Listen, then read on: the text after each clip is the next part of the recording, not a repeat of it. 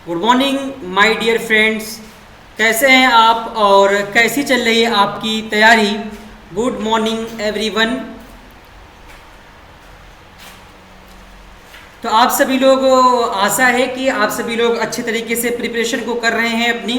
और देखिए, जैसा कि आप सभी लोगों को मालूम होना चाहिए कि अभी कुछ दिन पहले हम एक बैच लेकर चल रहे थे, लेकिन कुछ ऐसी प्रॉब्लम क्रिएट हुई कि वो क्लास आज चल रही है, 2 दिन गैप हो रही है। ठीक है, तो इसी कारणवश वो बैच हमने हटा दिया और हमने एक नया बैच स्टार्ट किया है। और देखिए, जीके फाउंडेशन कोर्स 2022। अब इस 22 में मैं स्पेशलिस्ट आपको जनरल साइंस के ज्योग्राफी के पार्ट को हम डिस्कस करने वाले हैं। और इस प्रकार से डिस्कस करने वाले हैं कि आप पूरे YouTube टीम को अगर आप देखेंगे ना, तो उससे अच्छा कंटेंट आपको कोई नहीं देगा। क्योंकि मैं जिस प्रकार से पेड क्लासेस पढ़ा हुआ हूँ, मैं भी एक अच्छे इंस्टीट्यूट से पढ़ा हुआ हूँ, तो मैं आपको पूरा, हमारा कोई उद्देश्य नहीं है कि आपसे हम पैसा लें, आपसे कुछ लें, कोई उद्देश्य नहीं है भाई। बस सिर्फ और सिर्फ मेरा ये उद्देश्य है कि आपको मैं जो पढ़ा हूँ फ्री ऑफ कॉस्ट वो कंटेंट आपको अवेलेबल करवाऊँ।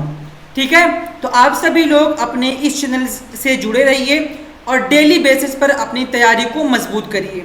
तो आइए, आपको सबसे पहले हम बताते हैं कि आज हम डिस्कस क्या करने वाले हैं। उससे पहले कुछ बातों को जानते हैं।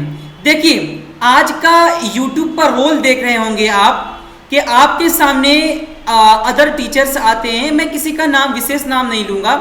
अदर्स टीचर्स आते हैं और PYQ में एक क्वेश्चन इस प्रकार से होता है। और बाय द वे, मैं एक प्रश्न आपके सामने ले रहा हूँ कि पृथ्वी को 2 बराबर भागों में बांटने वाली रेखा कौन सी है? ऑप्शन नंबर ए देते हैं मकर रेखा, ऑप्शन नंबर 2 देते हैं कर्क रेखा, ऑप्शन नंबर 3 देते हैं भूमध्य रेखा, ऑप्शन नंबर 4 देते हैं नन ऑफ दीज। ठीक है, ये आज YouTube का रोल है। तो सुनना मेरी बातों को, ये YouTube का रोल है। तो हम क्या करेंगे, बंदा जो भी देख रहा है, जो भी व्यक्ति इस चीज को देख रहे हैं, उनको क्या पता कि पृथ्वी को 2 बराबर भागों में बांटने वाली रेखा क्या है? आप में से 1000 लोग होंगे। ठीक है, मैं एक एग्जांपल ले रहा हूं। कोई कहेगा मकर रेखा, कोई कहेगा कर्क रेखा, कोई कहेगा भूमध्य रेखा, कोई कहेगा नॉन ऑफ दिस। बताओ कैसे, किसको क्या मालूम होंगे? तो यही उद्देश्य है। मैं आपको पहले कॉन्सेप्ट सिखाऊंगा। ठीक है, कॉन्सेप्ट के साथ साथ आपको मैं थ्योरी कराऊंगा। सब कुछ आपकी मैपिंग के साथ होगी। मैपिंग के साथ, जब आप मैपिंग के साथ किसी चीज को करेंगे तो आपके माइंड में सारी चीजें सेट हो जाएंगी, आप सब कुछ अच्छे से समझने लगोगे। ठीक है, तो हमारा उद्देश्य ये है। तो आइए चलते हैं। आपको जैसा कि दिख रहा होगा स्क्रीन पर, भारत का सामान्य परिचय। ठीक है, ये हम आज इस टॉपिक में डिस्कस करने वाले हैं, भारत का सामान्य परिचय। और सामान्य परिचय को हम करेंगे आपके सामने डिस्कस। आइए देखिए, सबसे पहली बात हम बढ़ते हैं अपने अगले सेगमेंट की ओर और देखते हैं। आपके सामने हेडिंग है भारत का सामान्य परिचय। एक बात, एक विशेष बात, नोट्स कैसे बनाएं, क्योंकि पहली क्लास है तो सब कुछ बताना मैंडेटरी है। नोट्स कैसे बनाएं? क्या आप PDF देंगे? हमारा जवाब होगा जी नहीं। हम आपको क्या देंगे? Hand notes. आपको हमारे साथ साथ नोट्स क्रिएट करना है। आप, सच बता रहा हूं मैं आपको, लगभग 40 क्लासें आपकी मैं ज्योग्राफी की स्पेशलिस्ट लेने वाला हूं। और जो भी एडुकेटर्स होंगे, पॉलिटी की क्लास आपकी 17 सितंबर से स्टार्ट होने वाली है, पॉलिटी की क्लास। उसके अलावा मैथमेटिक्स की क्लास जल्दी स्टार्ट होगी। तो नोट्स आपको हैंड नोट्स मिलेगा। मैं जो आपको लिखूंगा आपके सामने, वही आपको नोट्स बनाना है। राइट? तो आइए, नोट्स को लेकर आप परेशान मत होइएगा। देखिए, आप कर्म करें, फल की चिंता ना करें। क्योंकि जब आप कर्म करेंगे तो स्वयं आपको फल मिलेगा। ठीक है भाई, तो उम्मीद है कि आप सभी लोग ऐसे हमारे साथ साथ नोट्स जरूर क्रिएट करेंगे। आइए हम चलते हैं, आपके सामने है पहला हेडिंग और उस हेडिंग का नाम है भारत का नामकरण। अब भारत के नामकरण की बात आ गई तो क्या आप कहना चाह रहे हो भारत का नामकरण? जी हाँ, भारत का नामकरण। सबसे पहले तो मैं आपको ये बताऊं कि हमारे भारत को क्या क्या नाम है और कैसे नाम पड़ा। हमारे भारत को इंडिया भी बोलते हैं। देखना एक एक चीज, हमारे इस भारत को भारत भी बोलते हैं और हिंदुस्तान भी बोलते हैं। ठीक है भाई, और उसके अलावा इंडिया भी बोलते हैं। ठीक है, उसके अलावा जम्बू द्वीप भी हमारे भारत को कहा जाता था इतिहासों में। तो ये सब आपको ये मालूम करना है कि आखिर में ये सारे जो नाम आप देख रहे हैं ये नाम कैसे पड़ा। जम्बू द्वीप हो गया, उसके अलावा हमारे भारत को आर्यावर्त, अभी देखना ये मैं आपको बता रहा हूं, अभी आर्यावर्त और ब्रह्मावर्त कहा जाता था हमारे भारत को। ठीक है, तो ये सारे जो नाम आपने यहां पर जो नाम लिखा है ये सारे नाम पढ़े कैसे भाई? जाहिर सी बात है, आखिर में आप नाम दे रहे हैं भारत, इंडिया, हिंदुस्तान, जम्बू द्वीप, आर्यावर्त, तो आपने ये नाम कैसे दिया? वास्तव में ये नाम आया कहां से? तो उसी के बारे में हम चर्चा करने वाले हैं। आइए देखिए, सबसे पहली बात देखिए, आपको मैं बताना चाहूंगा आर्यों के बारे में।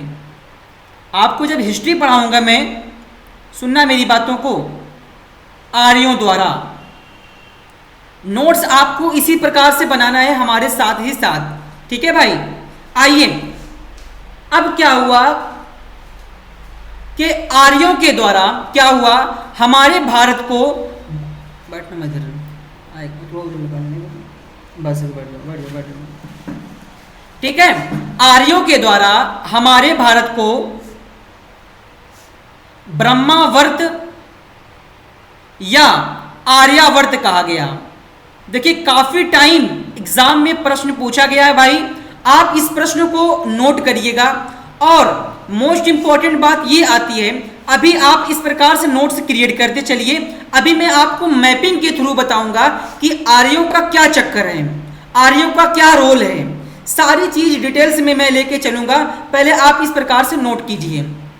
बस इतना प्रश्न आपके एग्जाम में प्रश्न बनेगा कि हमारे भारत को ब्रह्मावर्त या आर्यावर्त किसके द्वारा कहा गया है, आपको जानना है आर्यों के द्वारा, पहली बात।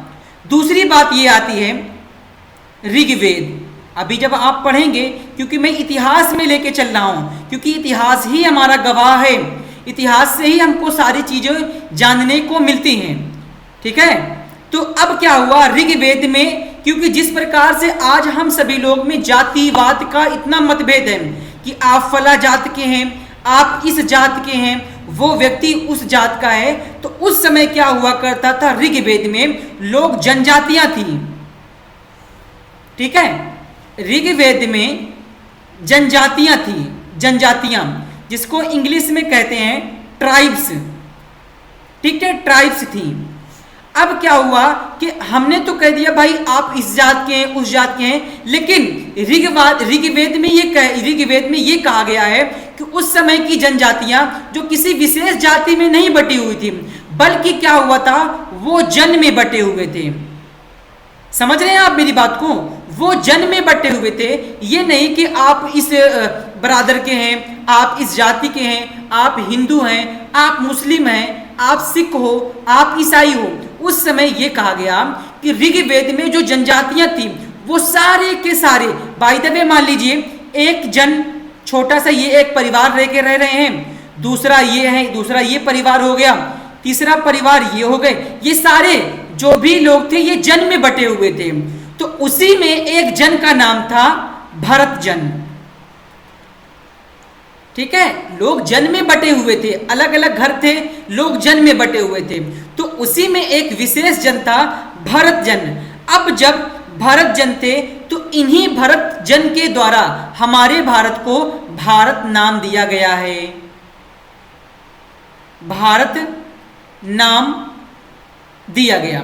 तो यदि आपसे प्रश्न पूछा, देखिए ये डिटेल्स में है, मैं अगर आपको चाहता ना भाई तो मैं ये बोलता ऋग्वेद में एक जन था भरत जन, उस भरत जन के नाम पर क्या किया गया, भारत नाम दिया गया है, हमारे भारत का नाम भारत पड़ा। ठीक है, ये बातें हो गई। अब आइए चलते हैं उसके अगले पॉइंट्स की ओर। अब हमने देखो क्या क्या जान लिया, हमने आर्यावर्त और ब्रह्मावर्त जाना हमने, और भारत जाना। दो नाम हमने जान लिया कि ये दो नाम कैसे पढ़े। आइए और भी एक पॉइंट्स हैं, उस पॉइंट्स को डिस्कस करते हैं। अभी इस पॉइंट को मैं रिपीट करूंगा मैपिंग के थ्रू।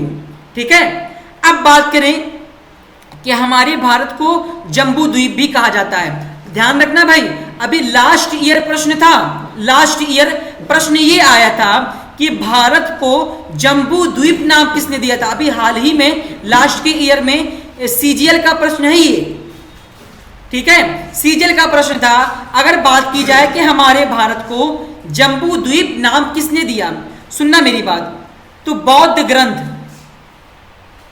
ठीक है, बौद्ध ग्रंथों में, या आप कहिए बुद्ध लिटरेचर,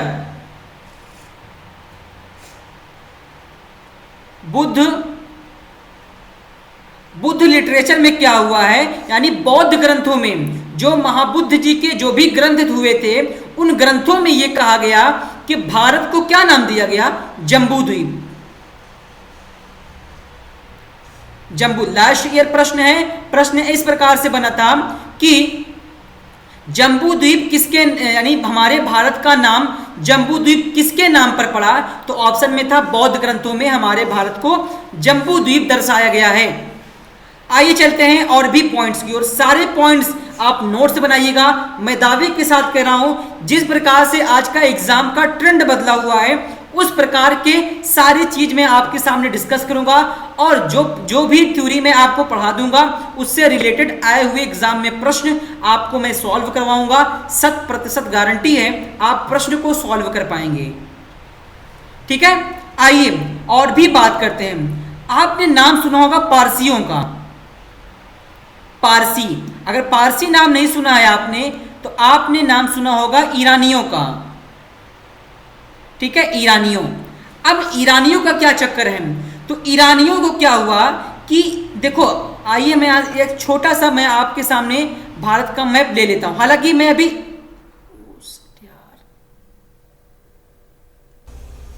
अब देखिए यहां पर पारसियों का क्या रोल है भाई। वास्तव में ये जो पारसी आप देख रहे हैं, पारसियों का क्या रोल है, तो यहां से ये समझा जा सकता है कि पारसियों ने, सुनना मेरी बात को, कि एक नदी है सिंधु नदी, आप में से बहुत से लोग परिचित हैं। अब क्या हुआ कि जो पारसी लोग थे, इन्होंने सिंधु नदी को हिंदू नदी कहा। यहां पे मैं लिख दे रहा हूं पूरा, सिंधु नदी को हिंदू नदी कहा। सुनिए, देखिए हर एक चीज के पीछे रीजन होता है, कारण होता है, कोई विशेष स्थिति होती है। आखिर में जब नाम पड़ा तो भाई वास्तव में मेरा नाम है साहिल सेठ, तो मैंने अपने से स्वयं नाम रखा नहीं होगा, हमारे माता पिता, हमारे दादी दादा, हमारे जो भी नाना वगैरह होंगे उनके द्वारा तो नाम दिया ही गया होगा। अब क्या होगा भाई, जब नाम दिया गया तो सिंधु नदी को, जो पारसी लोग थे उन्होंने सिंधु नदी को हिंदू नदी कहा। देखिए मैं यहां से इस चीज को अंडरलाइन कर रहा हूं कि हिंदू नदी कहा। जब इन्होंने हिंदू नदी कहा तो सिंधु नदी हमारे भारत में भी बहती है, तो सिंधु नदी को इन्होंने कहा हिंदू नदी, और हमारे भारत को हिंदुस्तान कहा। भारत को हिंदुस्तान कहा। तो अब यहां से आपको मालूम चल गया होगा कि हिंदुस्तान नाम कहां से आया। यदि आपके एग्जाम में प्रश्न, देखिए मैं सारे प्रश्नों को करवाऊंगा और अब अगर आपसे प्रश्न गलत हुआ यार तो समझ लो मेरा पढ़ाना सब बेकार है। ठीक है, एक बार मैं पढ़ा रहा हूं, एक बार क्लास समझ में ना आए दोबारा क्लास को देखो, नोट्स रिवीजन कर लो, क्योंकि रिवीजन इज अ सक्सेस की। अगर आपको जिंदगी में सफलता पाना है तो किसी टीचर का सहारा लेना पड़ेगा। वह टीचर आपको एक राह दिखाएगा, एक मार्ग दिखाएगा। उस मार्ग पर यदि आप गए, क्योंकि वो टीचर आपको सिर्फ मार्ग दिखाएगा कि आप इस राह पर चले जाओ, फला रास्ता आपको मिल जाएगा, लेकिन वह टीचर आपके साथ स्वयं नहीं जाएगा। एग्जाम में बैठेंगे आप स्वयं। ये मत समझिए यार कि एग्जाम डेट आ गई, पेट की एग्जाम डेट आ गया, पीईटी का डेट आ गया, यूपी ट्रिपल एससी कराने लगा, आप सिलेबस निकाल रहे हो, आप तब पढ़ रहे हो यार आप फाउंडेशन तो पढ़ो।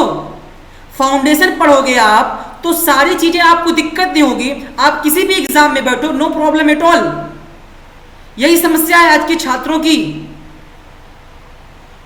समस्याओं को दूर करिए, अपने बाधाओं को दूर रखें, दिमाग को एकाग्र करते हुए चलें। ये मन में आपके ना आए कि फला एग्जाम आ रहा है, उसका डेट निकाल ले रहे हैं हम, उसकी सिलेबस को निकाल के बैठ रहे हैं, 1 महीने के लिए पढ़ाई कर रहे हैं। यार आप हमारे साथ फाउंडेशन कोर्स पढ़ो, पूरे यूट्यूब पर आपको फाउंडेशन कोर्स नहीं मिलेगा।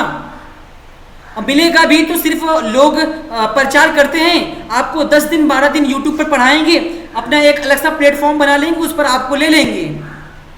लेकिन मैं आपको सच्चाई के साथ, ईमानदारी के साथ, मेरी पूरी टीम आपकी ईमानदारी के साथ खड़ी हुई है। आपको कोई दिक्कत आए यार आप संपर्क करो, डिस्क्रिप्शन बॉक्स में नंबर दिया गया है, नो प्रॉब्लम एट ऑल। संपर्क करिए, आपसे आपके एडुकेटर्स जो भी होंगे सारे बात करेंगे, क्योंकि एज मैं ऑनर यूपी क्लासेस प्रयागराज का। ठीक है भाई, पढ़िए, बस बेफिक्र होकर पढ़िए, कोई समस्या नहीं आएगी। तो यहां से देखिए हिंदुस्तान भी नाम हमको मिल गया। अब बचा इंडिया। अब इंडिया देखो भाई, यहां से इंडिया भी एक अच्छा कॉन्सेप्ट निकल के चल आएगा कि इंडिया नाम कैसे पड़ा। अब देखिए, आपने नाम सुना होगा रोमवासियों का, आइए हम आपको बताते हैं रोमवासी। आप रोमवासी को जानते हैं भाई? अब यहां से अगर मैं नाम लिखूं यूनानी, अब यहां चक्कर क्या है यूनानियों का? सेम वही चक्कर है जो पारसियों का था, क्योंकि यूनानी जो रोमवासी थे ये सिंधु नदी को, सुनना मेरी बात, ये सिंधु नदी को इंडस कहा करते थे, इंडस कहा करते थे। अब जब रोमवासी यूनानियों ने सिंधु नदी को इंडस नदी कहा, तो सिंधु नदी हमारे भारत में भी फ्लो करती है, तो उसी के साथ साथ इन्होंने कहा कि यार ये तो सिंधु नदी हमारे इस भारत से भी बह रही है, तो क्यों ना इस देश को हम बोलें इंडिया। कितना प्यारा कॉन्सेप्ट है भाई, आप पढ़ेंगे ना दिल बाग बाग होगा कि वास्तव में आप रीजन जानने का प्रयास किया करें। ये रीजन है, किस लिए रीजन है?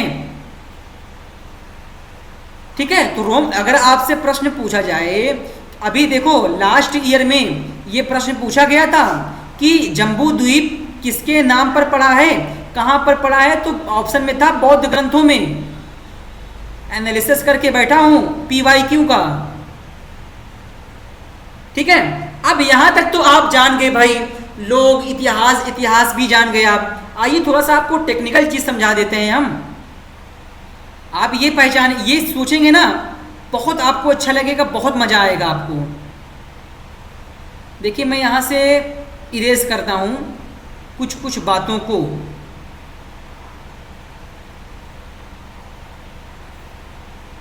समझिएगा पॉइंट्स को, 1 मिनट।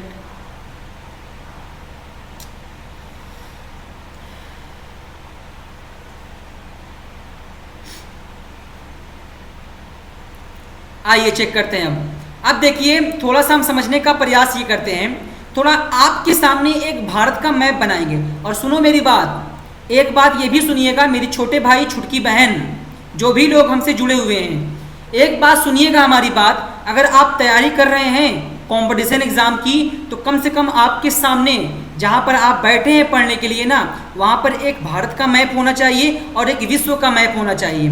खासकर ज्योग्राफी और हिस्ट्री आपके ये समझ लीजिए इंपॉर्टेंट है, सारा मैं मैपिंग पर कराऊंगा। हैं आइए आपके सामने हम एक मैप लेते हैं भारत का, और आप लोग भी मैप बनाना सीखिए थोड़ा सा, ठीक है। हालांकि कोई चीज़ कठिन नहीं होता, उसके लिए प्रैक्टिस करनी होती है। अगर आप निश्चित है कि किसी चीज़ को काम करने के लिए 1 से 2 दिन, 3 दिन, 4 दिन प्रैक्टिस कर लेते हैं ना, तो वो आपके हाथ से फिर आप आराम से उस कार्य को कर सकते हो। क्योंकि कोई कार्य ना बड़ा नहीं होता, हर एक कार्य का अपना एक रीज़न होता है। और देखिए, ये आपके सामने रहा भारत। सब कुछ तो हमने आपको बता दिया। अभी एक टेक्निक बात है। आपने सर ये बताया कि आर्यों के द्वारा हमारे इस भारत को नाम दिया गया। क्या नाम दिया गया? आपने अभी बताया। आपने कहा कि आर्यों ने हमारे इस भारत को आर्यावर्त और ब्रह्मावर्त नाम दिया। देखिए, सुनिए मेरी बात। यहाँ पे सिंधु नदी का जो रोल था, ये सिंधु नदी हो गई, सिंधु नदी। अब जब ये सिंधु नदी हो गई तो आपने सिंधु नदी पर 2 नाम बताया था, ठीक। और 2 नाम था आपने। ये पहले तो आप ये बताइए आर्य का क्या चक्कर है। आइए, सब कुछ जानते हैं यार। आपको मैं इतिहास पढ़ाऊंगा ना, रटने का काम नहीं कराऊंगा आपको। आप इतिहास को हमारे साथ कहानी के साथ पढ़ोगे भाई। बस बने तो रहो, अपने इस चैनल से बने रहिए। उसके बाद देखिए होता क्या है, ठीक है। देखिए, अब देखिए यहाँ पर क्या था, इंडस वैली सिविलाइजेशन। एक समय था जब यहाँ पर इस क्षेत्र पर सिंधु घाटी सभ्यता के लोग रहते थे, ठीक है। कोई यहाँ पर था अपने घर को बनाकर, कोई यहाँ, ये सिंधु नदी थी। सिंधु नदी के आसपास में, यानी सिंधु घाटी सभ्यता, कोई यहाँ अपना घर बनाकर रहते थे, कोई यहाँ थे, कोई यहाँ अपना घर बना के रहते थे। ये इंडस वैली सिविलाइजेशन का इतना ये लोग यहाँ पर रहते थे। लास्ट इनका दाइमाबाद था, और उत्तर प्रदेश के यहाँ पर था, और पाकिस्तान की अगर बात की यहाँ तक था। तो लोग यहाँ पर रहते थे। अब देखिए, थोड़ा सा इतिहास में हम चल रहे हैं क्योंकि बताना जरूरी है। तो सिंधु घाटी सभ्यता के लोग ये थे। अब देखिए, अनेक इतिहासकार ऐसे हैं जो ये कहते हैं कि सिंधु घाटी सभ्यता का पतन कैसे हुआ। बहुत इतिहासकार ऐसे हैं जिन्होंने ये बताया है कि बाढ़ आने से सिंधु घाटी सभ्यता का पतन हुआ। लेकिन कुछ इतिहासकार ऐसे हैं, ये बताते हैं कि आर्य जो थे ये लोहे से परिचित थे। किससे परिचित थे? लोहे से परिचित थे। अब जब लोहे से आर्य परिचित थे, तो जब इंसान के पास लोहा होगा, तो सिंधु घाटी सभ्यता के लोग लोहे से परिचित थे नहीं, ये कॉपर से परिचित थे। ये टिन में कॉपर मिलाकर बनाते थे, क्या? कॉपर, ठीक है। तो ये कहते थे कि ये लोहे से परिचित थे, और आर्यों का यहाँ से आगमन हुआ। जब आगमन हुआ तो आर्य इनको मारकर गिरा दिए। इस कारण से सिंधु घाटी सभ्यता का पतन हुआ। तो मैं जब वहां पे आऊंगा तो आपको समझाऊंगा, लेकिन यहाँ पे रोल क्या है सिंधु घाटी सभ्यता का। तो अब जब यहाँ पर आर्य लोग आ गए, तो आर्य हमारे उत्तर भारत में ही तो थे, यही तो है उत्तर भारत। तो उत्तर भारत में जब आर्य आ गए, तो आर्य इंडिया में भी थे, ठीक है। तो आर्यों ने क्या किया कि एक नाम दे दिया। अब जहां पर आप रहेंगे तो उसका नाम देंगे। तो इन्होंने हमारे भारत का नाम दिया आर्यावर्त और ब्रह्मावर्त। सो होप कि आप सभी लोगों को यहाँ तक समस्या, कोई प्रॉब्लम, कोई दिक्कत, नो प्रॉब्लम एट ऑल। आइए अब यहाँ से थोड़ा सा हम समझते हैं। आपने ये बता दिया, इंडिया नाम बताया और कुछ भी नाम बताया। अब देखिए, पारसी की बात करें। अभी हमने आपको बताया था, शुरू में हमने आपको लिख कर बता दिया, वो आपका नोट्स था। आप चाहे तो इस प्रकार से मैप क्रिएट कर सकते हैं। पारसी, जिसको हम बोलते हैं ईरानी। अब ईरानियों ने क्या किया, जिस सिंधु नदी की आप बात कर रहे हैं, ईरानियों ने सिंधु नदी को हिंदू नदी कहा, सिंधु नदी को हिंदू नदी कहा, और हमारे इस देश को हिंदुस्तान कहा।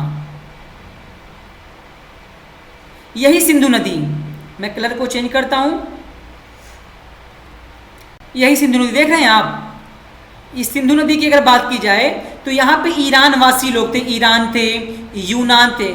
तो ईरानियों ने क्या कहा इस सिंधु नदी को, ये कहा कि ये हिंदू नदी है, और जब ये हिंदू नदी है तो सिंधु नदी हमारे भारत में भी फ्लो करती है, कहा इस देश का नाम हम रख दे रहे हैं हिंदुस्तान।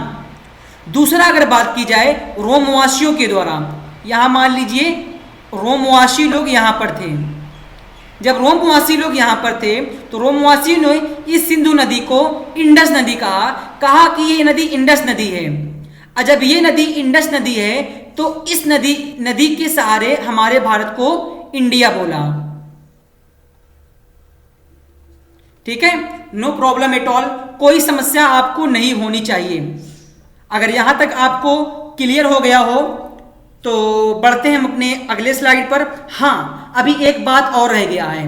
इतना क्या ये सब नाम हमारे भारत का संविधान कहता है?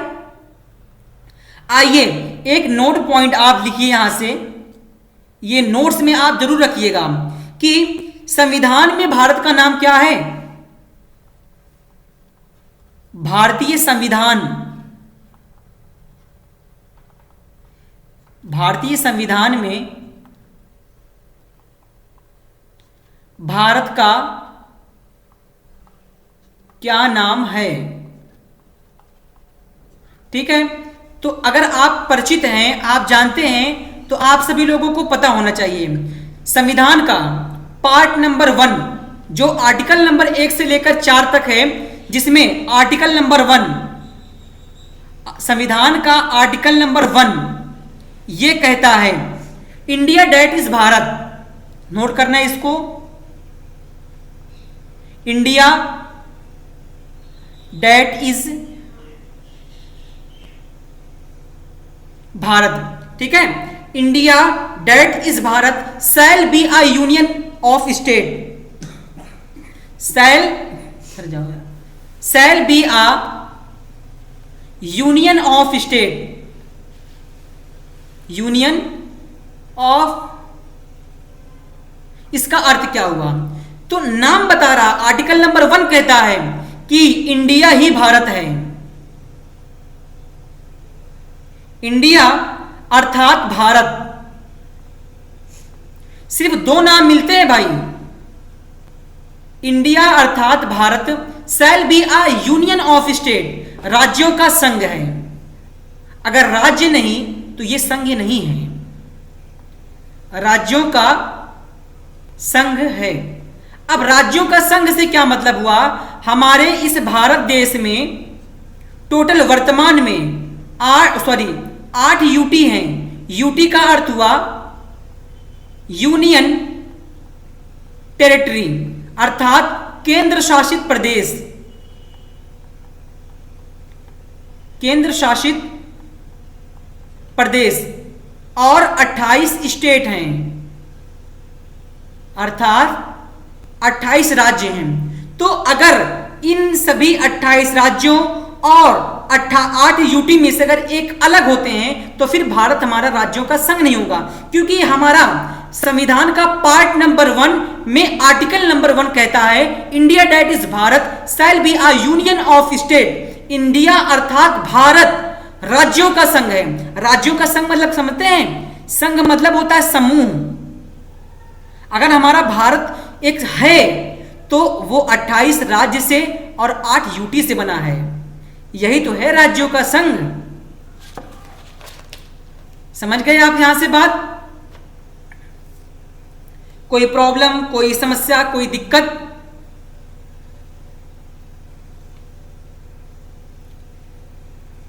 तो आइए चलते हैं थोड़ा सा हम अपने, अब देखते हैं थोड़ा सा आगे क्या हमको बताना है। तो यहां तक उम्मीद है कि आप नोट कर लिए होंगे। आइए बढ़ते हैं हम आगे की ओर, और आज हम समझते हैं, आपके सामने होगा दिशाओं का निर्धारण। ठीक है भाई? अब देखिए, सबसे पहली बात, अगर हम पढ़ रहे हैं क्या, खासकर ज्योग्राफी, और ज्योग्राफी हम पढ़ रहे हैं और हमको ये मालूम होना चाहिए दिशाओं का निर्धारण, कि अभी देखना एग्जाम में अगर आपको दिशाओं का निर्धारण नहीं पता है तो अक्षांश एवं देशांतर रेखा में 100% आप फंस जाएंगे, क्योंकि एग्जामिनर आपसे दिशाओं के निर्धारण में आपको कंफ्यूजन करेगा, क्योंकि आइए देखते हैं कि दिशाओं का निर्धारण करना है तो कैसे करेंगे।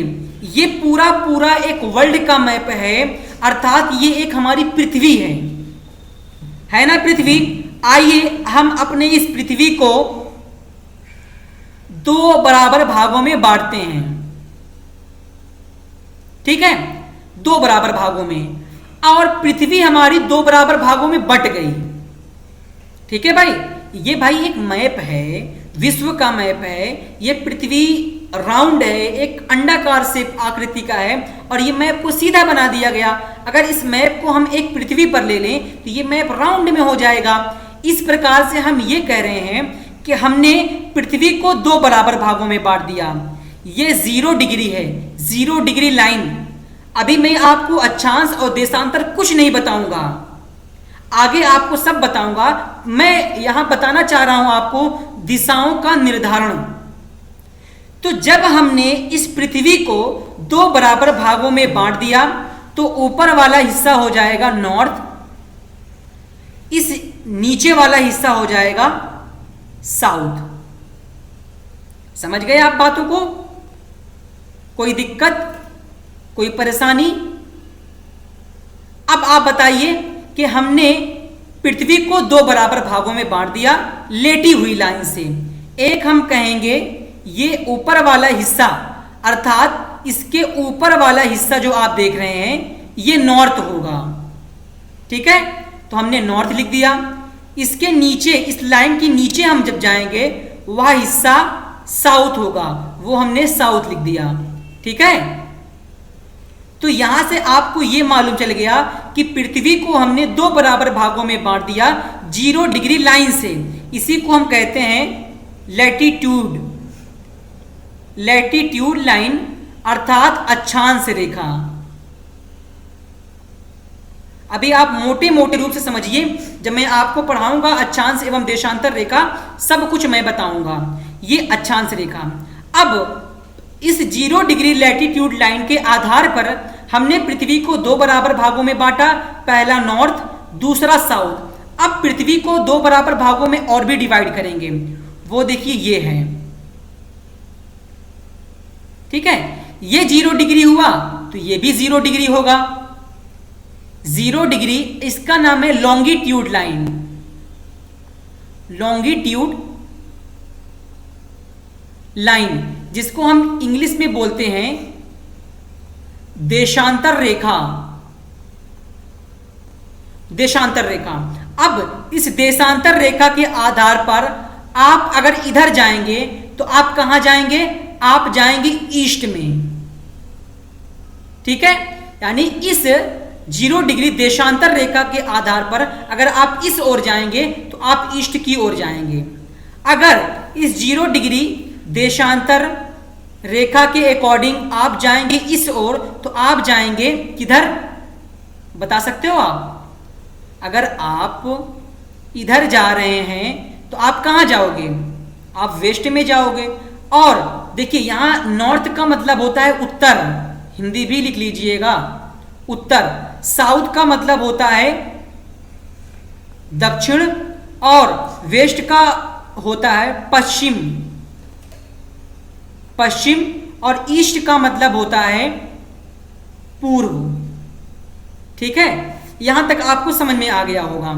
अब इस ओर जाएंगे पश्चिम, तो यहां से आपको पता चल गया कि दिशा 4 ही है, नॉर्थ साउथ 0 डिग्री। इस लैटिट्यूड लाइन के आधार पर पृथ्वी को हमने दो भाग में डिवाइड किया, पहला नॉर्थ, दूसरा साउथ। इस 0 डिग्री लॉन्गिट्यूड लाइन के आधार पर पृथ्वी को दो पार्ट में डिवाइड किया, पूर्व और पश्चिम। बाय द वे, अगर आपके सामने मैप है तो आपके राइट हैंड साइड ईस्ट अर्थात पूर्व, और वेस्ट यानी लेफ्ट हैंड साइड वेस्ट अर्थात पश्चिम।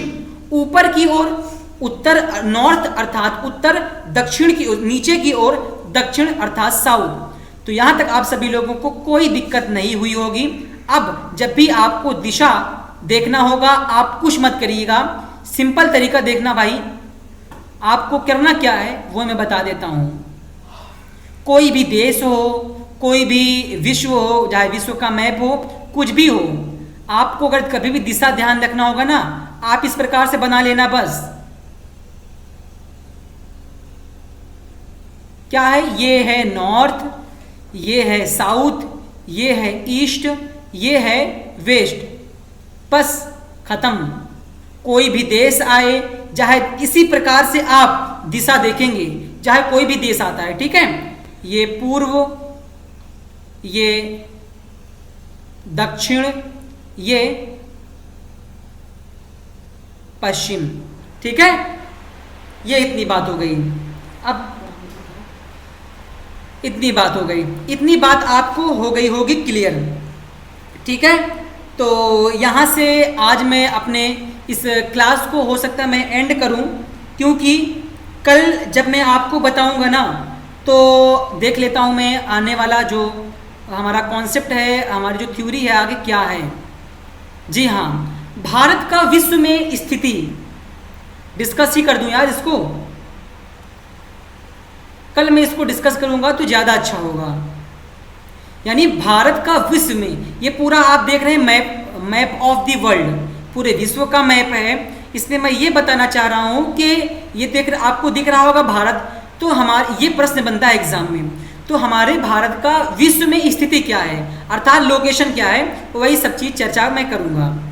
तो आज के लिए, आज के सेगमेंट को फिलहाल मैं यहीं तक रखूँगा, और आप से निवेदन करूंगा कि आप डेली बेसिस पर नोट्स बनाइए, रिवीजन करिए, देखिए। और देखिए, मेरी बात का आपको यकीन नहीं हो रहा है, आप मुझसे 3-4 दिन पढ़िए, और उस टॉपिक से प्रश्न आपको जब मैं सॉल्व करवाऊंगा PYQ, आप चुटकियों में प्रश्नों को सॉल्व कर पाएंगे।